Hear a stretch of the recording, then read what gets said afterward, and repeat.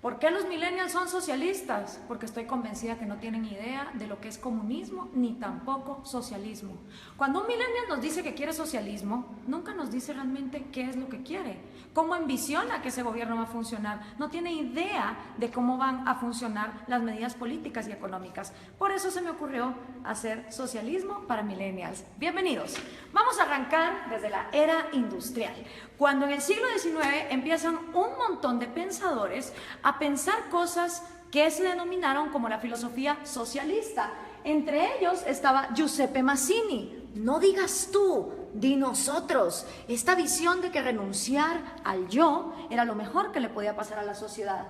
También Pierre-Joseph Proudhon, que dijo, la propiedad es robo. Estos dos contemporáneos inspiraron a Carlos Marx y a Federico Engels. Carlos Marx y Federico Engels se conocieron en 1843, 5 años antes de que escribieran el Manifiesto Comunista. Carlos Marx, hijo de padres judíos que dejaron la religión judía y se convirtieron al protestantismo, fue expulsado de Alemania, de Francia, de Bélgica, hasta que finalmente se va a Inglaterra, y en Manchester, junto con Federico Engels, un burgués, un hijo de industriales, ellos dos pues hacen el Manifiesto Comunista y describen el capital. Cosas interesantes, Carlos Marx trabajó muy poco en su vida y a la edad que yo tengo, 31 años, se retiró para ser un mantenido de Federico Engels por el resto de sus días. Vivió en Soho, Inglaterra, todo ese tiempo, y después de los 31 años nunca más volvió a trabajar. Estos dos personajes creyeron que habían descubierto el agua azucarada y que la época que estaban viviendo era una época única en la humanidad. Dicho en las palabras del mismo Carlos Marx, de este libro, The Politics Book, comunismo es el enredo de la historia resuelto. Para ellos el comunismo venía a resolver todas las luchas históricas. Según Marx y Engels, después de ellos la historia no volvería a ser la misma. Pero pensemos un poco en cuál era el mundo industrial en el que se movían Carlos Marx y Federico Engels. Para empezar, la filosofía que estos dos señores hicieron estaba inspirada para Alemania e Inglaterra, países industriales que tenían una gran industria que estaba cada vez más creciendo, no para países agrícolas. Y resulta que ni Inglaterra ni Alemania pusieron jamás en práctica las teorías de Marx ni de Engels tampoco. Quienes las pusieron en práctica fueron países agricultores que no contaban con las particularidades que Carlos Marx decía deberían de ser lo primero que debería haber, que es capital, manufactura e industria. En los países que más adelante vamos a ver, nos vamos a dar cuenta que no se puso en práctica. Además de esto, pensemos un poco en el mundo de estos dos señores. El mundo en el que se mueve Carlos Marx y el mundo en el que se mueve Federico Engels, 1848, es un mundo donde la esclavitud todavía era legal en Estados Unidos y en Europa, donde las mujeres no podíamos votar, prácticamente no teníamos ningún derecho porque éramos consideradas demasiado idiotas como para trabajar y votar. Era un mundo donde no había aviones, no había teléfonos, no había electricidad, no había inodoros, no había tampoco radios, no había televisión, no había satélites en el espacio, no había la mayor cantidad de profesiones que hoy por hoy existen en el mundo. Era otro mundo. Era una época donde estos dos hombres tuvieron la arrogancia de decir, de aquí para adelante la historia ya nunca va a cambiar. Ellos no tomaron en cuenta los avances tecnológicos, pensaron que la industria y esa época de los miserables iba a quedarse ahí para siempre. ¿Y en qué se basa esta crítica que estamos haciendo de el comunismo? Pues se basa en la crítica al proyecto de Gotha, escrito por Carlos Marx, El Capital, también escrito por Carlos Marx en 3 tomos, que por cierto el segundo tomo se imprimió luego de que Marx haya muerto, él ni siquiera lo vio publicado, y por supuesto el Manifiesto Comunista. Vamos a ver entonces, el Manifiesto Comunista se basa en 2 fases. Esta es la primera fase que tiene 10 puntos. Ustedes vayan viendo si estos 10 puntos son lo que los millennials defienden cuando dicen que son socialistas. Vamos a ver, millennials, vamos a ponerlos a prueba. El primer punto de la fase 1 del Manifiesto Comunista es la abolición de la propiedad privada. Expropiaciones que son todavía cosa de todos los días en América Latina, no son ajenas a ninguno de ustedes. El segundo puesto es impuestos fuertemente progresivos. Esta idea de que los más productivos de la sociedad sostengan más al Estado, porque del Estado vivimos todos. Entonces, mientras más paguen los más ricos, se supone que el Estado va a ser más justo y más fuerte, y para nada tiene que ver que eso desincentive a la gente a ser mejor. El tercero es abolición del derecho a herencias. Interesante, porque Rafael Correa quiso hacer también una ley de herencias bastante draconiana, donde se quería quedar con un montón de las herencias. El cuarto es confiscar la propiedad a emigrantes. Interesante que lo primero que hacen los regímenes socialistas y comunistas es no dejar que venga inversión extranjera, porque supuestamente en el himno socialista todos los obreros se van a agarrar de las manos, pero para lo que se trata de comercio todos somos enemigos. El quinto es centralización del crédito, que solo podías endeudarte con el Estado. La sexta es centralización de los medios de comunicación y transporte. ¿Les suena familiar? Prácticamente en toda América Latina, los regímenes del socialismo del siglo XXI han acaparado los medios. Expansión de empresas estatales. El Estado lo puede hacer todo mejor, porque el Estado es más inteligente que todos los individuos en sociedad. Distribución igualitaria del trabajo, que trabajen igual los más capaces que los menos capaces, los más talentosos que los menos talentosos. Combinar agricultura con industrias manufactureras. Y por último, educación gratis, y esto va a escandalizar un montón a los progres. Carlos Marx estaba a favor del trabajo infantil. Sí, señoras y señores, para Carlos Marx la educación debía ser gratis. Mentira, nada es gratis, todo lo paga alguien, pero como el Estado lo iba a expropiar todo, la educación entonces sería gratuita para que fuera combinada con producción industrial, es decir, que los niños desde que están estudiando trabajaran. Así que memorícense bien esta fase 1, porque esta fase 1 es la que han implementado todos los países que han tratado de llevar a cabo la agenda marxista. ¿Les suenan familiares estos 10 pasos? Siguen vivos, a pesar de que el mundo de Carlos Marx era un mundo en 1848, estos 10 pasos se siguen dando en América Latina. Esta fase 1 para Carlos Marx es la fase socialista. Cuando se completen estos 10 pasos es cuando entonces uno está viviendo en socialismo, pero aún no se ha llegado al comunismo. Por eso le pregunto a los millennials, cuando ustedes se dicen socialistas, ¿se refieren a estos 10 pasos, millennials? ¿O a cuántos? ¿A 6? ¿A 4? ¿A 2? ¿A cuántos de estos pasos es a los que ustedes se refieren cuando se llaman socialistas? Porque esto es la primera fase basada en el socialismo. Vamos a ver entonces, cuando ya se completa esta primera fase, ¿qué pasa en la segunda fase? Entonces viene ya la fase 2, donde viene la nueva sociedad y el nuevo hombre. Según Carlos Marx, cuando estos 10 pasos se completan, automáticamente va a surgir un nuevo hombre, un hombre iluminado, un hombre que ya no va a pensar en sí mismo, que todo se lo va a deber a su sociedad. En este nuevo mundo, que es la fase 2, la que Marx llama comunismo, ¿sí? Esta ya es la fase del comunismo. Con el nuevo hombre ya no existen dos cosas. No existe el Estado, es decir, se abolió el gobierno, ni tampoco existe el dinero, ni tampoco existe la propiedad privada. Estas tres cosas son las que dejan de existir en la fase 2, que es la fase del comunismo, con un nuevo hombre, un hombre iluminado, un hombre que ya no piensa en sí mismo. Marx nunca dijo cómo en el cerebrito de este hombre iban a dejar de existir sueños propios, necesidades propias, anhelos, talentos. Él nunca lo explicó.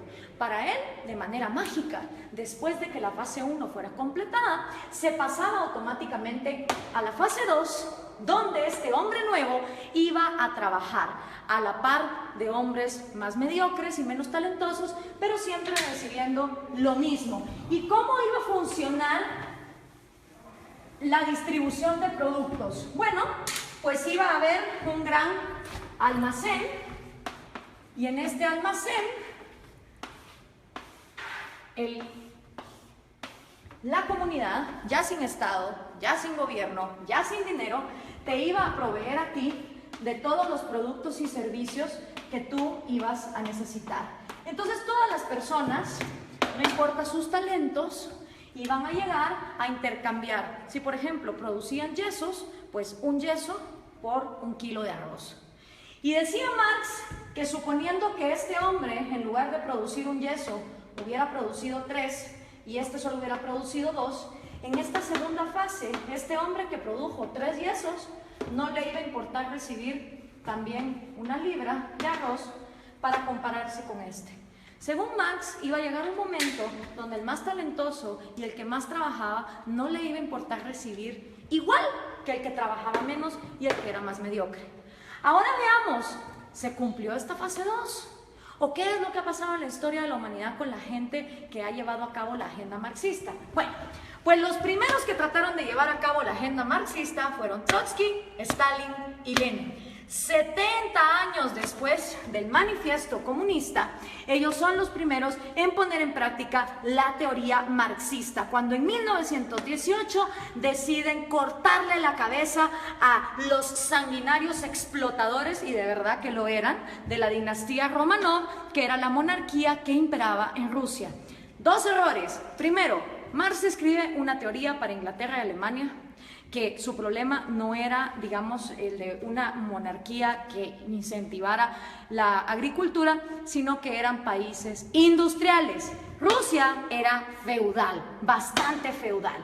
Estas 3 personas entonces ponen los primeros 10 pasos de Carlos Marx en marcha y llegaron a la fase 2, llegaron a este gran almacén. Realmente no. Ni se abolió la propiedad privada, ni se abolió el dinero, y el Estado, en lugar de aniquilarse, se fue volviendo más y más grande hasta volverse totalitario. ¿Y entonces qué pasó? En toda Unión Soviética se desplegaron los gulags. Cada uno de esos puntitos rojos que ustedes ven ahí son los gulags, los campos forzados de trabajo. Claro, desgraciadamente en esa época no había Twitter, no había Facebook, no había Instagram, entonces era muy difícil tener récords de las atrocidades y las violaciones a los derechos humanos que se daban en estos campos de concentración en condiciones de temperatura bastante salvajes y teniendo a la gente hasta lo último en el punto de inanición. Y para darles un ejemplo concreto, aquí hay una foto del Gulag de Ucrania, que era una parte fundamental para el sustento económico del Imperio Soviético, ya que producía 80% del carbón, 85% del hierro y el 70% de los metales. ¿No les suena familiar Venezuela? A ustedes que con el petróleo los tienen similar así. Después de la Unión Soviética, y que ojo, nunca se llegó a la fase 2 de comunismo, podemos decir entonces que lo único que hubo en Rusia fue socialismo, porque nunca se llegó a la fase 2. El siguiente sanguinario que quiso poner a prueba el comunismo fue Mao Zedong en China. En 1948 entra el Ejército Rojo y Mao hace su propio experimento con 2 atrocidades que aniquilaron a más de 60 millones de personas, que fueron el gran salto adelante y la revolución cultural, que básicamente era una manera de implementar los 10 pasos del manifiesto comunista y que llevaron al peor genocidio que la humanidad jamás ha visto. Y por supuesto, esta idea se trae a casa, y los primeros en traer la casa en su propia versión de Trotsky, Stalin y Lenin son el Che Guevara, Fidel Castro y Camilo Cienfuegos. Cosa interesante, Camilo Cienfuegos y Trotsky, siendo los intelectuales más moderados de este movimiento, fueron asesinados, este por Stalin y Camilo por Fidel Castro. Hasta en eso se parecen estos modelos, donde tenemos sanguinarios que traicionan a sus propios amigos cuando no se vuelven tan pues crueles y dictadores como ellos. Ahora veamos la línea. Entra Fidel Castro a Cuba y obviamente Fidel Castro sigue influyendo en la región. Aquí lo tenemos con Evo Morales y con Hugo Chávez, que traen el refrito, el socialismo del siglo XXI. La misma idea, los mismos 10 pasos, la misma utopía, llegar al gran almacén donde hasta el talentoso iba a renunciar por el mediocre. Y esto se sigue pasando. Aquí está Hugo Chávez con Kirchner, Néstor Kirchner y con Lula da Silva. Y por supuesto sus nuevos reciclados, Dilma Rousseff, que acaba de ser destituida, Mujica, Cristina Kirchner con Hugo Chávez. Si podemos ver, la línea es directa. Las ideas son las mismas. Es la misma receta y el resultado es el mismo. Entonces, ¿por qué los millennials insisten en ser socialistas? No me cabe la menor duda que es porque no conocen su historia, no tienen idea de lo que significa el socialismo, ni tampoco tienen idea de que el comunismo llega hasta una fase 2 que nunca antes se ha dado. Veamos algunos resultados por acá. Tenemos la cantidad de muertos que el comunismo ha producido. En la Unión Soviética 20 millones, en China 65 millones, en Vietnam 1 millón. En Corea del Norte se calcula, porque obviamente no se sabe, 2 millones, en Camboya otros 2, en Europa del Este 1 millón, en Latinoamérica 150.000, en África 1.7, en Afganistán 1.5, para llegar a 94.3 millones, según los datos estadísticos de los mismos gobiernos. ¿Y quiénes han intentado el proyecto comunista? Nada más y nada menos que la mitad del territorio del mundo. Entre los países que han intentado el proyecto comunista están la Unión Soviética, Ucrania, Bielorrusia, Azerbaiyán, Georgia, Turkmenistán, Uzbekistán, Armenia, Kazajistán, Kirguistán, Letonia, Lituania, Moldovia, Estonia, China, Vietnam, Laos, Alemania Oriental, obviamente.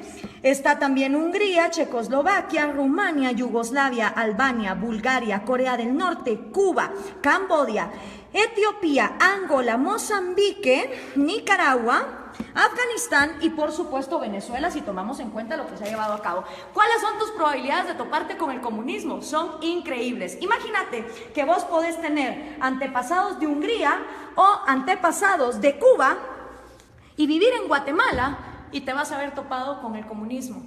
Las probabilidades de que un ser humano se haya topado con el comunismo, una historia comunista, son de 1 en 2. Porque como les explicaba, de todo el mundo, la mitad del territorio de la humanidad ha intentado este experimento. Y el resultado no ha sido esa fase 2, no ha sido esa panacea de ese hombre iluminado, ese hombre que deja de pensar en sí mismo para solo pensar en los demás. El resultado ha sido lo que George Orwell nos describió hace tanto tiempo en La rebelión en la granja. Los humanos en el poder se vuelven los cerdos y para los cerdos hay todo, mientras que para el resto de animales no hay nada. En lugar de llegar a la fase 2, se llega a un lugar donde la burguesía son los nuevos, ya sean los Stalin, ya sean los Mao, ya sean los Castro, ya sean los Morales o los Chávez. Solo ellos se vuelven la burguesía, solo ellos se vuelven la élite, a costa de que todos los demás estén bien jodidos. Pero, ¿dónde se ha vivido comunismo? ¿Dónde ha habido igualdad? Pues miren, un lugar en el planeta donde hubo igualdad de miseria fue en los campos de concentración de Alemania. Porque ahí, como ustedes se pueden dar cuenta, todos eran iguales de miserables. Obviamente ahí no había propiedad privada, no había dinero, era la panacea. Y Viktor Frankl, que no se lo contaron, él lo vivió, él estuvo en un campo de concentración, uno de los psicólogos más reconocidos del siglo XX, hizo un llamado muy interesante. Everything can be taken from a man. Cualquier cosa puede ser tomada de un hombre, excepto por una. La última de las libertades del hombre. Exigir la actitud que uno va a tener en cualquier set de circunstancias para escoger uno su propio destino.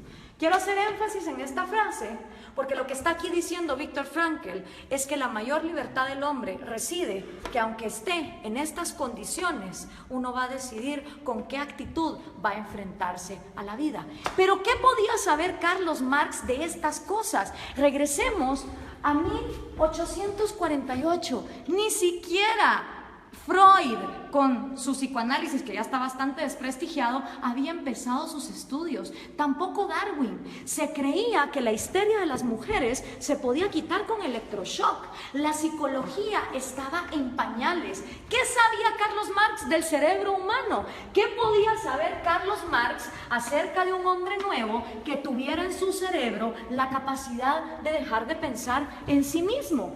Hablemos entonces de sus predicciones, que fueron completamente nefastas. La primera predicción de Marx: va a haber más países comunistas que no comunistas. No se cumplió. Hoy hay más países excomunistas que actualmente comunistas. La segunda predicción de Marx: la máquina va a acabar con el proletario y el proletario va a vivir en la miseria. Tampoco se cumplió. Hoy por hoy, en el siglo XXI, existen muchas más profesiones y muchos más puestos de trabajo, tomando en cuenta que las mujeres ya podemos votar y ya podemos trabajar, que las que existían en su época, con lo cual su segunda predicción tampoco se cumplió. Hoy por hoy, de cada 7 personas vivas, 6 ya no viven con $1 al día, como era en la época de Marx, donde había mayor pobreza igualitaria. Y otra también de las predicciones de Marx es que el comunismo, en donde fuera implementado, iba a pasar a la fase 2. Y esa tampoco se cumplió. Ninguno de los experimentos comunistas han llegado jamás a la fase 2. Nunca abolen ni la propiedad privada para los gobernantes, obviamente para todos los demás sí. Nunca se abole tampoco el dinero, ni mucho menos la propiedad privada. Pero aparte de Viktor Frankl, que escribió ese excelente libro de El hombre en busca del sentido, hoy por hoy tenemos excelentes referentes de la psicología evolutiva y la neurociencia que nos pueden explicar cómo de hecho nuestro cerebro no está diseñado para el comunismo. Uno de ellos es David Boss. Él es PhD, profesor de Harvard, de la Universidad de Michigan, de la Universidad de Texas, y ha escrito 7 libros de psicología evolutiva, incluyendo este. No son personas que te lo digan por fe, como te lo dijo Marx, y que solo lo dejó escrito, cómo iba a ser ese cambio en la psicología humana. Son personas que han estudiado la evolución, la genética de la vida, y que entienden cómo funciona el cerebro humano. Y una de las frases de David Boss es: no existe un agente autónomo con intereses llamado sociedad. Esto es una imposibilidad lógica. Sociedad como tal no piensa, no come, no llora, no tiene intereses. La sociedad no es más que el cúmulo de cada individuo. Y somos los individuos y nuestros derechos fundamentales los que realmente existimos en la realidad. Una sociedad de individuos pensantes, libres, funcionales, es una sociedad que avanza. Una sociedad donde todos los individuos se igualan hasta la miseria sin libertad, es una sociedad que no avanza hacia ningún lado. La sociedad como ente no se mueve. Los que se mueven son individuos. Y si algo le interesa a una sociedad que funciona como una célula, es que cada una de sus partes tenga vida, tenga propiedad privada y tenga libertad como sus 3 derechos fundamentales. Pero si eso no fuera poco, Steven Pinker, que también es un PhD, él se ha ganado el premio de la Academia Nacional de Ciencias a la mejor investigación en Inglaterra en 1993. También se ha ganado el premio de la Sociedad Cognitiva de la Neurociencia en el 2010 y ha sido 2 veces finalista del premio Pulitzer. Escribió el libro ¿Cómo funciona nuestra mente? Y una de las frases de Steven Pinker es: el mejor argumento contra el totalitarismo es reconocer una naturaleza humana universal, que todos los seres humanos tenemos un deseo innato por la vida, la libertad y la búsqueda de la felicidad. ¿Qué quiere decir esta frase? Que todas las personas, nazcamos donde nazcamos, en el país en el que nazcamos, en la cultura en que nazcamos, traemos 3 deseos innatos: el amor por nuestra vida, el amor por nuestra libertad y el amor por la propia búsqueda de la felicidad. ¿Qué significa eso? Que ustedes, si quieren buscar su felicidad, emprenden su propia vida como les diera la gana. Ahora, todos estos conocimientos de neurociencia que tienen David Boss o Steven Pinker, obviamente Carlos Marx no lo sabía, porque la psicología y la neurociencia no se habían desarrollado, no habíamos avanzado en la ciencia como para descubrir el ADN. El otro gran error de Marx, él pensó que en su época ya se había descubierto todo, y no era así. Entonces, al tener estos conocimientos, es inaudito, es inexplicable que los millennials sigan siendo socialistas. La única manera en que me lo explico es que los millennials no tienen ni idea de lo que es socialismo, ni mucho menos comunismo. Y yo, que también soy millennial, pero de la primera generación, de esos que todavía vimos los cassettes y que sabemos cómo funcionan, tenía 5 años cuando cayó el muro de Berlín. Y me acuerdo como que fuera ayer de ver a esas personas celebrando y preguntarle a mi papá, ¿qué se está celebrando ahí? Me dijo, ahí se está celebrando que tenían a una población dividida a la mitad porque de un lado querían salir y no los dejaban. Si una idea es tan buena, no puede ser obligada hacia una cierta población. Y en todo lo que hemos visto aquí, lo único que hemos visto es obligación, hemos visto miseria, hemos visto genocidio. En la libertad no hay garantías. Yo no estoy aquí vendiendo una utopía ni una panacea. En la libertad hay riesgos y puedes perder como puedes ganar. En la libertad también existe la libertad de no participar en el mercado. En un país que vive en libertad, si hay un grupo de personas que quieren vivir como hippies e irse a una montaña y no ser parte del mercado y no tener propiedad privada, son libres de hacerlo. En un país comunista, si uno intenta meter una zona franca de libre comercio en alguno de sus puntos, va a parar a la cárcel o va a parar desaparecido. Esa es la diferencia entre vivir en un lugar donde se garantice la libertad y donde no se garantice. Esta utopía basada en el hecho de que el ser humano debe renunciar a su autoestima y a su amor propio para contribuir a su sociedad, es completamente errada por lo que la historia nos ha comprobado. Y lo único que logra son élites de cerdos, tal cual los describió George Orwell, que se quedan con todo a costillas de un pueblo que pierde lo más importante que todo ser humano tiene, que es su libertad. Espero esto les sirva a los millennials para entender qué es el socialismo y qué es el comunismo. Gracias por compartir.